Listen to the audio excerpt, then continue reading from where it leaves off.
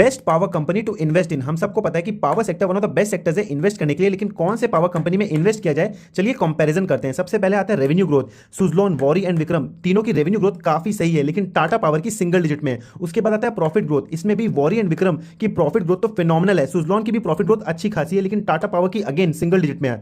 फिर आता है एबिटा मार्जिन। इसमें टाटा पावर की सबसे बेस्ट एबिटा मार्जिन है, सुजलॉन एंड वॉरी की भी अराउंड 22% है, विक्रम की बिलो 20% है। फिर आता है पी रेशो। टाटा पावर बहुत ही ज्यादा एक्सपेंसिवली वैल्यूड है एट 30x पी, स्पेशली जब उसका revenue and profit growth single digits में है। बाकी सबका पी रेशियो अराउंड 18 to 22 है। फिर आता है बहुत ही इंपॉर्टेंट मैट्रिक, वो है रेवेन्यू पर गीगावाट कैपेसिटी। मतलब अगर कंपनी 1 गीगावाट इंस्टॉल करती है तो उससे कितना रेवेन्यू अर्न कर पाती है।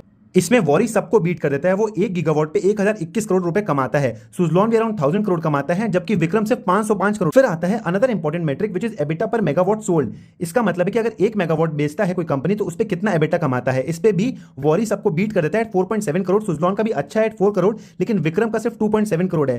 फिर आता है रिटर्न ऑन कैपिटल एम्प्लॉयड। इसमें भी वॉरी का सबसे बेस्ट है 53% and Tata power and Vikram का कुछ खास नहीं है 12 एंड 25%। सुजलॉन का भी अच्छा है 42%। फिर आता है कस्टमर कॉन्सेंट्रेशन रिस्क। मतलब कहीं ऐसा तो नहीं है कि कंपनी सिर्फ 1 या 2 कस्टमर से पैसा कमा रही है। तो सुजलॉन तो टॉप 5 पीएसयू पे ज्यादा डिपेंडेंट है। टाटा पावर काफी डाइवर्सिफाइड है, ऑफ कोर्स वो thousands and lakhs of customers को पावर सप्लाई करता है।